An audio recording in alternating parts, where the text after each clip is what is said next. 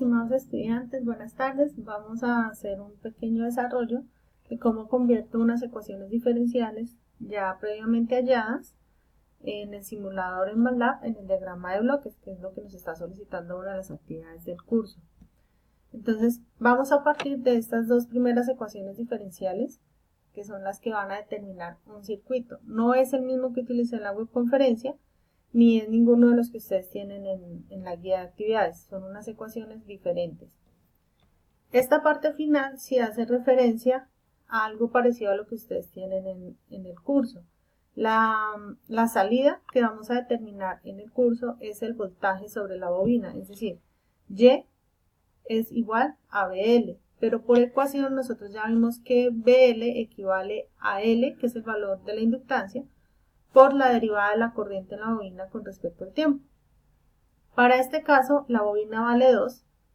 ¿Y a qué equivale la derivada de la corriente en la bobina con respecto al tiempo? Es lo que tenemos en la ecuación 2. Simplemente reemplazamos y esta ecuación que tenemos acá al final, costado derecho, es lo que equivale a la salida. ¿Para qué determinamos eso? Porque eso es lo que vamos a necesitar graficar ahorita en MATLAB. Entonces, ¿qué es lo que nosotros vamos a trabajar en MATLAB? Cuando ustedes abren MATLAB, esta es la ventana general, van a encontrar que lo primero que les aparece es la ventana de comandos, que es algo en lo cual ustedes de pronto han venido trabajando en alguno de los otros cursos. Como les indiqué en una web, nosotros acá no vamos a programar, no vamos a trabajar con ningún comando, nosotros vamos a trabajar con una de las herramientas que tiene MATLAB que se llama Simulink. Es acá donde nosotros hacemos todo tipo de simulaciones por diagramas de bloques. Entonces le damos ahí en Simulink. Simulink nos va a abrir una nueva pestaña, bueno, de pronto les abre otro procedimiento y le van a decir que va a abrir una pestaña en blanco y nos debe aparecer esta nueva pantalla que tenemos acá.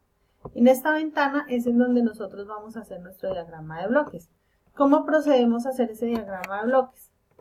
Acá tenemos lo que es la librería que maneja Simulink. ¿Cómo sabemos qué elementos vamos a usar? Pues si nosotros vamos acá, primero que todo tenemos dos ecuaciones diferenciales, por lo tanto son dos derivadas, derivada del voltaje en el condensador y derivada de la corriente en la bobina. Es decir, nosotros tenemos dos variables de estado, que ya las habíamos llamado, que era el voltaje en el condensador y corriente en la bobina, ¿verdad? Entonces son dos variables que las tenemos en ecuaciones de derivadas, pero tenemos que llevarlas a ecuaciones sin la derivada. ¿Cuál es la función contraria a la derivada? Pues es la integral, de tal manera que de acá, de la derivada, yo pase a la función que es mi variable de estado. Esa función existe dentro de MATLAB como un integrador. Entonces, como tenemos dos ecuaciones diferenciales, tenemos que buscar dos integradores. En MATLAB, en Simulink, ¿en dónde buscamos esos dos integradores? Entonces, acá en las carpetas que tiene la librería aparece una que se conoce como continuous. Acá en esta librería aparece el segundo bloque, es el integrador. Entonces traemos el integrador, simplemente lo seleccionamos, le damos clic sostenido y lo traemos a la ventana de Simulink. De pronto se demora un poco en aparecer porque pues este programa es bastante pesado, entonces es mientras responde el equipo. Recordemos que son dos, acá aplica control C, control V, no hay ningún inconveniente. Y tenemos los dos, ¿listo? Vamos a dejarlos acá separados. El de arriba lo vamos a llamar para la ecuación 1 y para la ecuación 1 es el voltaje en el condensador. Y el inferior lo vamos a dejar para la ecuación 2 y la ecuación 2 es la corriente en la bobina. ¿Listo? Entonces ahí ya tenemos los elementos del integrador. Tenemos una fuente B de T que es nuestra fuente de alimentación. Para el caso que ustedes tienen, la fuente de alimentación es de 12 voltios según indica la guía. ¿De dónde sacamos eso? Como es un valor constante, entonces acá en la parte de abajo dice fuentes. Le damos clic ahí en fuentes y aparece acá constantes. Lo mismo, la seleccionamos y la traemos. Le damos doble clic y nos aparece la ventana de comandos para este bloque. Y es de 12 voltios y enter. Esta es la fuente. Acá en este ejercicio nos hablan que recibimos una señal de perturbación externa, que es una función impulso que nos eleva 1 voltio la señal, una vez pasan 5 segundos de iniciar la simulación. Eso lo hacemos con el bloque de step, que es el del impulso. Lo mismo lo traemos, le damos doble clic para ingresar a su configuración y acá en los parámetros el tiempo de inicio lo vamos a manejar no en 1, que es el que trae por defecto, sino en 5. Los demás parámetros los dejamos quietos, que es decir, que no alteramos la señal, sino que solamente se altera en un valor o en un voltio cuando se cumplan los 5 segundos. Y le damos OK.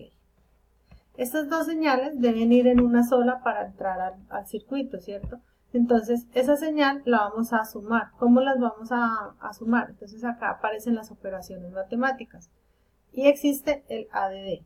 Entonces, traemos ese bloque, ambos en suma, valores positivos, y esta sería nuestra entrada BDT. Entonces, también acá traemos el bloque BDT. ¿Listo? Ya tenemos la entrada y tenemos los integradores. Ahora sí vamos a comenzar con las gráficas. Entonces, con cada una de las ecuaciones. Entonces, vamos a comenzar con la primera, voltaje en el condensador. Lo primero es determinar cuántos términos tiene esta ecuación. Si nosotros verificamos después del igual, aparecen 3 términos, uno con un menos y 2 con un más. Entonces, vamos a buscar un bloque de suma, pero que nos cumpla esas características. Entonces, traemos el bloque de suma y le damos doble clic y nos queda 2 bloques de suma y 1 de resta. Y le damos Enter. Entonces, aquí lo que vamos a hacer es que este sumador nos va a entregar lo que es lo que nosotros llamamos acá la derivada del voltaje en el condensador con respecto al tiempo. Entonces, comenzamos. ¿Por dónde comenzamos? Con la entrada. Es decir, el voltaje de la entrada con respecto al tiempo sobre 4.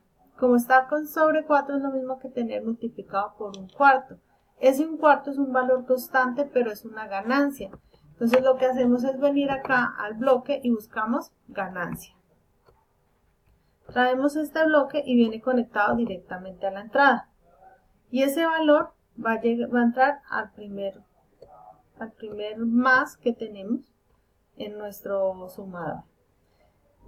¿Ese bloque cuánto vale? Acabamos de decir que vale un cuarto, porque es lo que está multiplicando a BDT.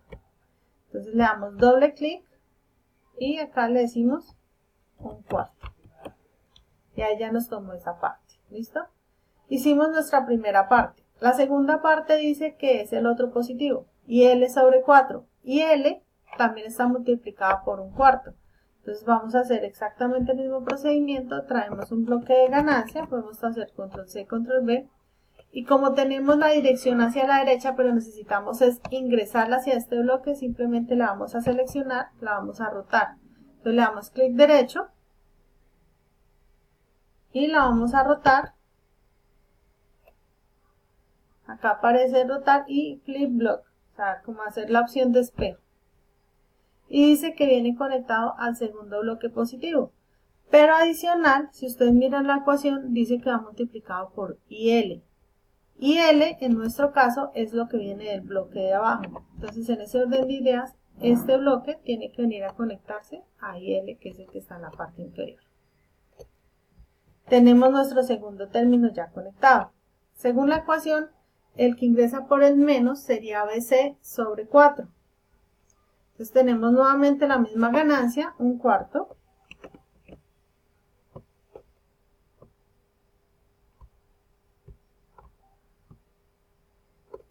Entonces tenemos nuestra ganancia de un cuarto.